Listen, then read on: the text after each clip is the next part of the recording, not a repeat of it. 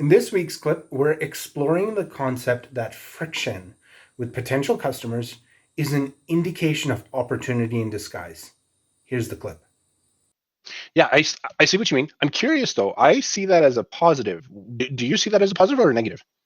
Okay, I can sort of see what you mean. I can definitely relate to when a customer is a little bit aggressive or a little bit terse, it can feel like a bad thing. But I think it's actually a good thing, specifically because it's coming up during you asking discovery questions. Now, what I'm understanding from what you explained is they're not just being rude and they're not just being impatient. It sounds more like you're hitting a nerve, if you will. Is that accurate?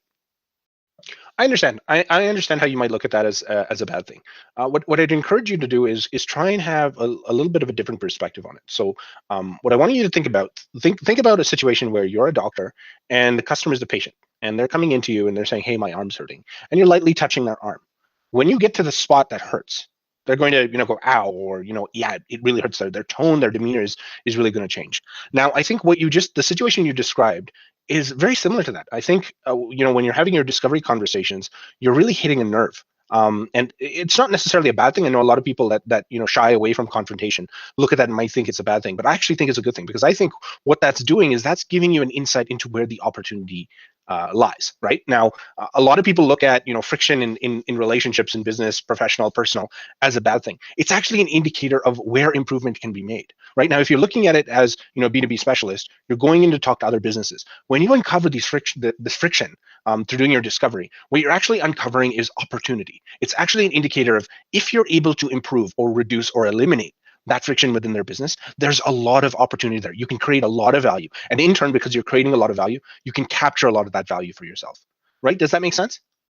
Yeah, you're right. I think it depends. It's very situation specific. Obviously, if all of a sudden they start swearing, or they're like, this is taking too long, or like, be receptive to the feedback you're getting. But fundamentally, notice that whenever the tone of a conversation changes, that transition is occurring because there's some perceptual change in the customer you're talking to. There's something they're perceiving that's different, and that could be that you're hitting a nerve. It could be that all of a sudden their secretary walked into their office, and they're late for a meeting, so they're being rushed. So the key thing, and this is why it's so important for the first 12 to 18 months of your business to be focused on one single type of customer, is because you really understand, when you hear this is what this indicates. Right? So in situations where if they're just being downright rude, call it out.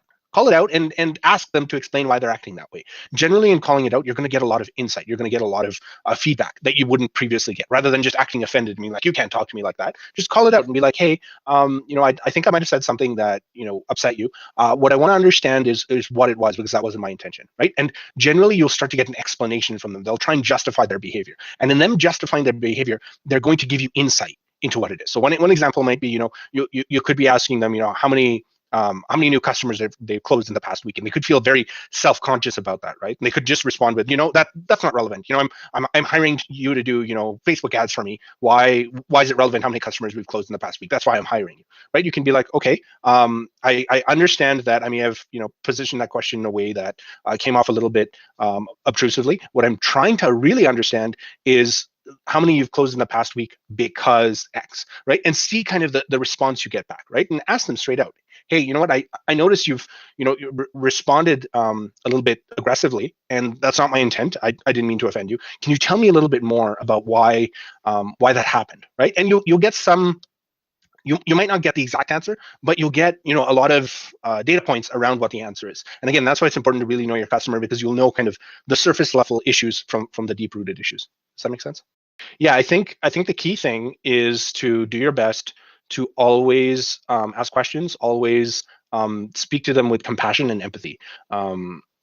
Trying to eliminate judgment. When you eliminate judgment, you create a safe space for them to be able to share that insight. Ultimately, they're coming to you because you're an expert. And if you're an expert, they're there to understand. They're there to solve some form of problem. Their reaction is a byproduct of the experiences they've had so far, right? They don't know it can be any better. That's why they're going to you. Same reason why, when you go to your doctor and your arm hurts, when they touch it, it hurts. The pain is being exacerbated, right? So, in that previous example I gave you where, they're not, they haven't closed much new deals in the past few weeks, chances are they're self-conscious about it. So that's what's going to cause them to react, right? So I encourage you, ask those deeper questions and look at any time you encounter friction, anytime you encounter obstacles, or you notice the tone of the conversation is changing. Take that as a hint as you're getting closer to the deep-rooted problem, because fundamentally you want to position your business to solve the deepest problem you can to the best of your ability. And focusing on one type of problem for one type of customer for the first 12 to 18 months drastically drops the difficulty. I hope you found that clip useful. Let me know in the comments below. Have you thought of looking at friction as opportunity in disguise before? As always, be sure to smash that like button and subscribe for more videos that I release every Wednesday. If you're a business owner who's struggling to get customers predictably or struggling with any other area of your business, in the description below, you'll find a link for a complimentary one-on-one strategy call with you, where we'll dive deep into a challenge that you're facing right now and find a way to put together a step-by-step plan to get you where you want to be.